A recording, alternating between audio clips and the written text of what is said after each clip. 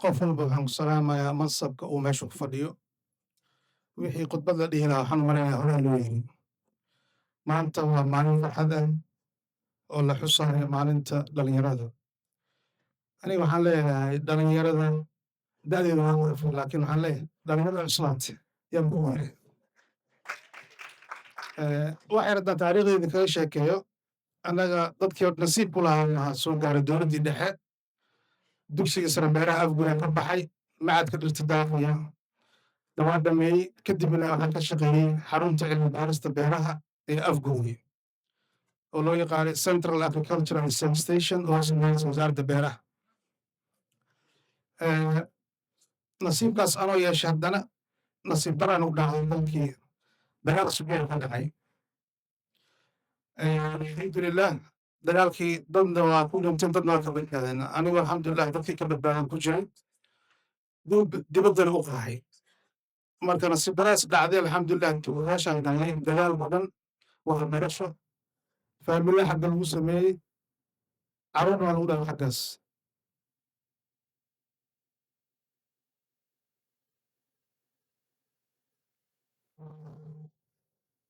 Waxaan isla garanay in waddankii intuu ka hagaagayo dadka aan la deganahay la soo dhoweeyey sharaftii karaamada lagu aqbalay inaan la shaqeyno.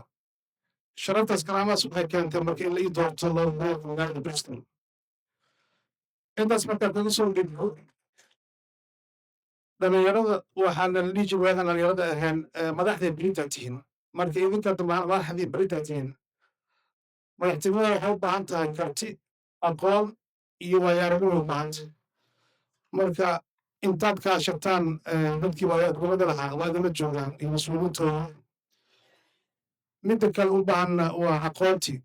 Aqoontii hadda waxaa loo baahan in la kordhiyo. Maalin kasta cilmiga waa zaa'idaya oo meeshii hore loo joogo lama joogo. 6 bilood waxaa soo baxaya. Annagana fikirkiisa dadka waxay isleeyihiin waa loo laftirkiisa training la ii sameeyaa la joogto.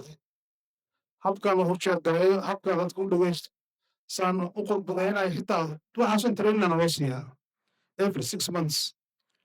Marka waxaa aqoonta ma ahan wax ceeb ah. Qofkaasoo jira 60 sano 80 sano hadduu jaanis helayo ilaahay maskaxdiisa caafimaad siin waa inuu wax bartaa. ilaahay subxaana wataala qur-aanka uu soo dejiyey nabiga alayhi salaatu wasalaam waxaa layidhi iqra aqri, macnaheedu waxay kutusaysaa cilmiga haddaad haysatid noloshii waa haysaa. Doctoorka hore ugu sheekeeyey wixii hooyihii lasoo mariyay experiencekiisa. nasiib daradii dhacday ka mid tahay in markii dowladdii timid 2000kii transitionka ahayd inuu yidhaahdo waxaan maqalnay muxuu ahaa dowladdii gobol wasiiro. alxamdulilah ilaahay waa noo soo fududeeyey. maanta bel fiican ay joogtaa, waddankii horumar uu sameynayaa. waxa keliya lagu horumarin kara waxay tahay adduunka arkaysa wax horumarin dhalinyaro. caalamka maanta la joogo jaamacadaha sankasta arday ka soo baxda. anaga magaalada degana 2 jaamacadood ku taalo. magaalada waxaa degan 5 sano weligii markii ugu horreysay jaamacadda Asaloor Meera liigu casuumay.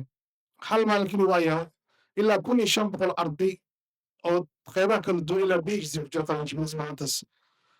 jaamacadaha xagga waxay qabaan 2 week oo graduation aan yidhahda ardayda qalinjibinaysa. caalamku dhan looga yimaadaa. ardayda ajaanibka waxay dhiibaan fiiga jaamacadda keliya sanadkii waa 18,000 oo pound oo ingiriiska ah oo ay dheer tahay noloshii.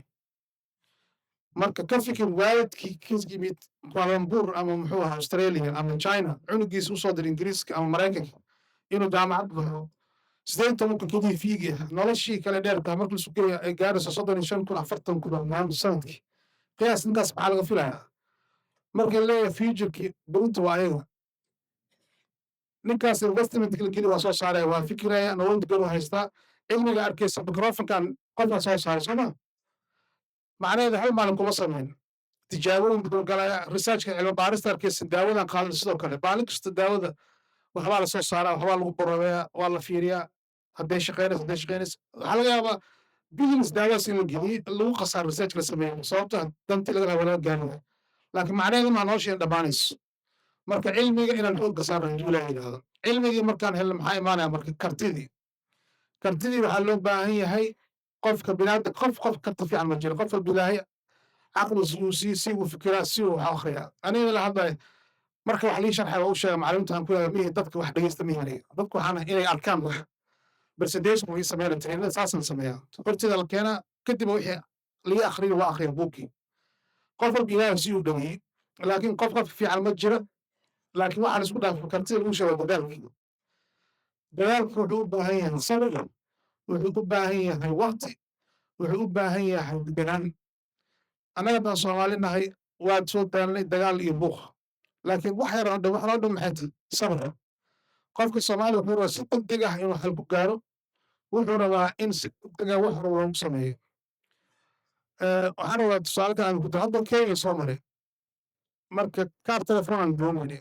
meel safaari yiraahdo safka markaan galnay Soomaaliya ila socday ninka Soomaaliga ahaa ana ma fahmin marka ila socday ninkii albaabka taagnaa uu saas yiri anu safkii waan galay waxaan lambarka 7 ahaa ninkii meeshuu tagay guriga anigu soo baxan markaasaan ku kiiwan ku jira sabta maxay tahay markaas iska dhaaf gudahan galay hawshan la helay waxaan lagu dhamay dadkii waa soo dhaafay wax sharci daro meesha galnay hawshii wuxuu noogu dhamaatay wax ka dhow 5 daqiiqo ninkii anuu jeeyo uu soo bixi gacanta wax ku geliyay marka waxaa na baabada Soomaalina waa cadaalad darro ogtii meesha la geeyay Soomaalida nin jeclaysi waa maqashana meena waagi dowladda dhex jirtay waxaa lagu xamin jiray ardayda jaamacadda ka soo baxo markuu jaamacad ka soo baxa soo first class yaa la dhihi jiray shaqo kuma hayno midaan jaamacad soo dhignaa dugsi xataan dhamayn yaa la geenaya shaqada marka eexdaas ma rabno maanta fiimkii aadaan way halkan skills innovation iyo sustainable laga hadlayaa skillska ma aha wax qof ku soo degaa wax adiga maskaxda ka imaanaya caalamku waa go'aanada jaamacadda ummadda Soomaaliyeed waxa lagu bari jiray Talyaani ila maqshan kala ma qaan xinsi ahaan jirtay waxa la gali jiray wax la yiraahdo imtixaan written ah marka ku soo baaqsay dad oral oo gudbisaa waxa cajiibka ka mid ah buugaan waa in aqrisid marka ingiriiska waxyaabaha ka faa'iido ka mid ah systemka Mareykanka isticmaalaan adaa lagu leeyahay fikirkaaga loo sheego maxaa qabtaa ani buugaan hay xifdin adiga maxaa lagu soo sawiraysaa marka innovation ka u baahanay skill ka u baahanay hadda idinkeeda ka isticmaalo waxa waddanka lagu horumarinayo inay ka sugan nin kale joogo muxuu ahaa Stanford ama Harvard University waxa uu madawaado kale laakiin wuxuu kugu dhaamkin waxay tahay dhaqaalaha iyo deganaanta uu haysto kaliya maanta adduunku aragteen globalizationkii dhibaatadu keenay wadamadii hore u maray iyaga hadda oynahay Mareykankii iyo galbeedkii adduunkii maanta waxaan hogaaminaya muxuu ahaa India iyo China wax kale kuma noqon jaamacadaha Ingiriiska waagan inaan gacanta xasuustaa koorsnan waxaa ka baxay arday China soo 200 camal hal mar koorsnan magacooda marka la yiraahdo graduation waa yamsa lacagtii geliyay la faa'iido maanta haysta Soomaa annaga alxamdulillah jaamacadii maanta waa la dagaalkan waa dareemi karaa waddan dhaqaale la'aan jirto dowladda dhexe ka baxday oo magaaladeeda culays badan jiro ilaa sidii sheegay 3 milyan 5 milyan magaalada degan culayskaas wuu jiraa laakiin dhalinyarada inay jaban maaha wax kasta oo qofka dhalinyarada uu heli karo jaaniska ugu muhiimsan Allah ka dhigo hadduu heli karo hal saac oo saacad si laga faa'iidaysto in buurta la akhriyo kitaabka quraanka la barto sunnada nabiga calayhi salaatu wasalaam la akhriyo iyo la fikra cilmi anaa markaan qurbaha u qaxay waagii hore diinta waxaan ka barnay laakiin markii qurbaha la tagay si fiican u barnay sababtoo ah waqti dheeraadna waa u helnay mashaajidadii waagii hore dhalinyarada aan la barkoon jirin hadda waa mashaajidada tagnaa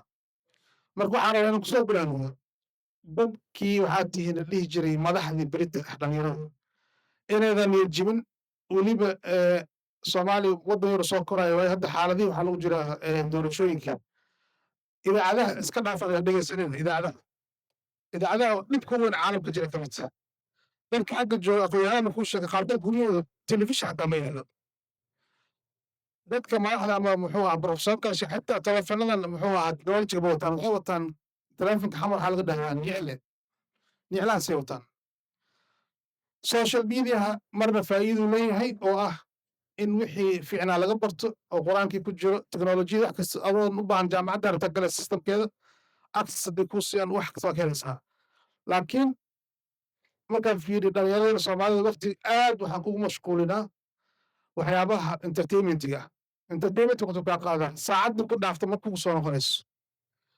marka waxaan leeyahay inta aan lagu xisaabin isxisaabi tii ilaahayna raac tii adiga iyo dadnimadaada kartidaada iyo dalkaaga horay wax u qaban lahaydna muxuu ahaa ka fikir